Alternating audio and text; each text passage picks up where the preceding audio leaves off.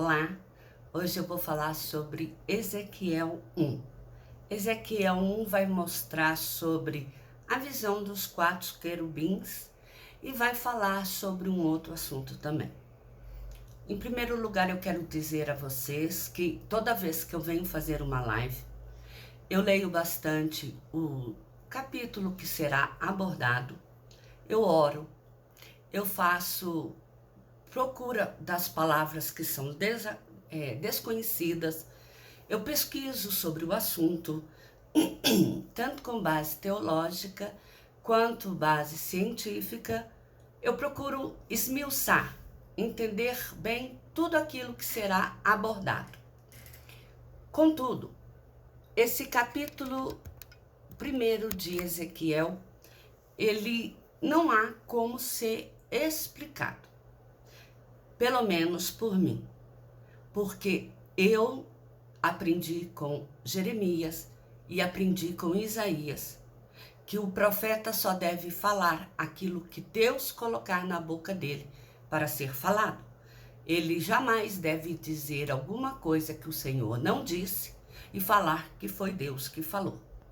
E uma vez que eu não recebi ainda a interpretação do que o livro de Ezequiel, capítulo 1, quer dizer, eu vou ler o capítulo 1 para que eu possa dar prosseguimento ao estudo do livro. Contudo, eu espero que no decorrer do livro o Senhor possa abençoar-nos e que Ele possa trazer ao entendimento de tudo isso que o Senhor mostrou em visão a Ezequiel.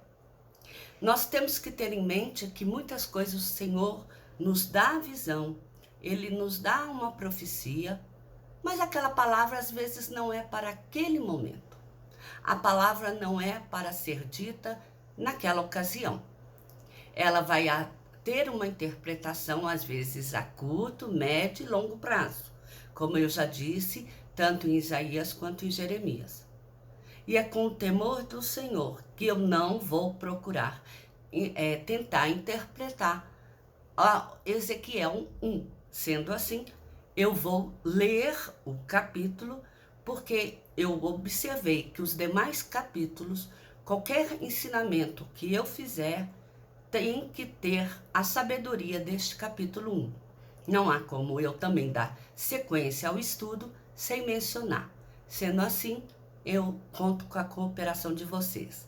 Ezequiel 1 diz assim: Ezequiel, filho de Buzi, o sacerdote, estando na terra dos caldeus, no meio dos exilados, junto ao rio Quebar, no 5º ano do cativeiro do rei Jeoaquim, se abriram os céus e este teve a visão de Deus. Recebeu a palavra do Senhor e a mão do Senhor esteve sobre ele. Bom, aqui dá para saber que o Senhor, ele escolheu Ezequiel para falar com ele uma mensagem que deveria ser cumprida. Isso eu posso mencionar. Olhei, e um vento tempestuoso vinha do norte, e uma grande nuvem com fogo a revolver-se e resplendor ao redor dela.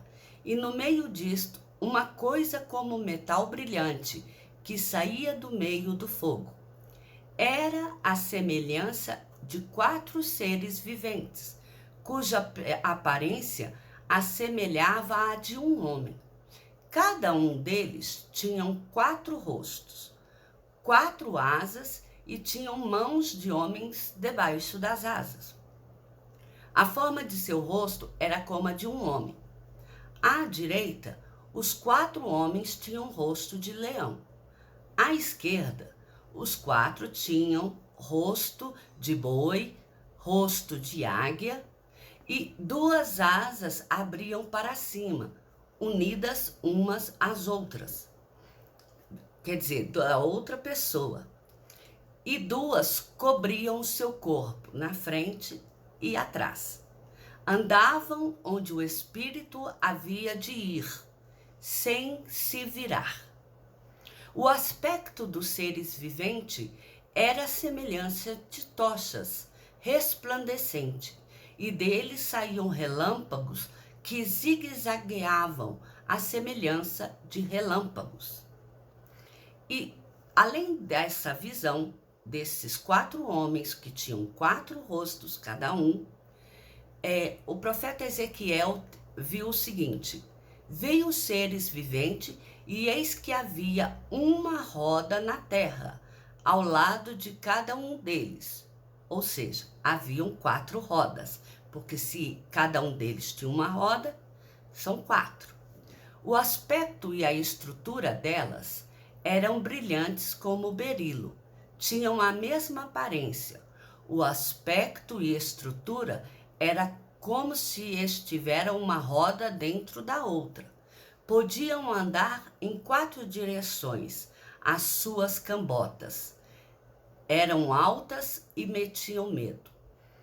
Segundo o dicionário, cambotas são eixos de manivela. E as 4 rodas eram cheias de olhos ao redor, andando, parando e elevando-se os seres viventes. As rodas andavam, paravam e elevavam-se com eles, porque nelas havia o espírito dos seres viventes. Sobre a cabeça dos seres viventes havia algo semelhante ao firmamento, como cristal brilhante estendido. Por debaixo do firmamento estavam estendidas as suas asas, e de um em direção a de outro, e as outras 2 asas com que cobria o corpo de um lado e de outro, quer dizer, na frente e atrás. Andando eles, talavam suas asas como o ruído de muitas águas, como a voz do Onipotente. Parando eles, abaixavam as asas, e veio uma voz de cima do firmamento sobre a sua cabeça.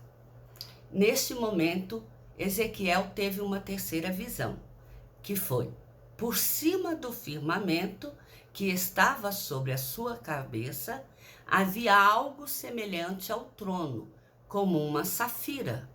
Sobre essa espécie de trono estava sentada uma figura semelhante à de um homem. Este era um metal brilhante, como fogo ao redor dele, tanto dos seus lombos para cima quanto para baixo. Figura como fogo e um resplendor ao redor dela. E como o aspecto do arco que se aparece na nuvem dia de chuva, ou seja, como o arco-íris que a gente está acostumado a ver, assim era o resplendor em redor. Vendo isso, caí com o rosto em terra e ouvi a voz de quem falava. Dá para se entender que a voz de quem falava era a voz de Deus. Por isso, Ezequiel caiu em terra, com o rosto em terra. Bem, essa palavra não tem como eu definir e explicar, além das explicações que eu dei, de que o arco é como o arco-íris e de que as cambotas são eixos de manivela e que o Senhor, ele pode dar uma instrução sobre o que isso significa nos decorrer dos demais livros. Eu só sei dizer que no capítulo 2 já veremos menção de alguma parte dessa visão que Ezequiel teve. Eu espero que vocês sejam abençoados com a leitura desse novo livro. Amém?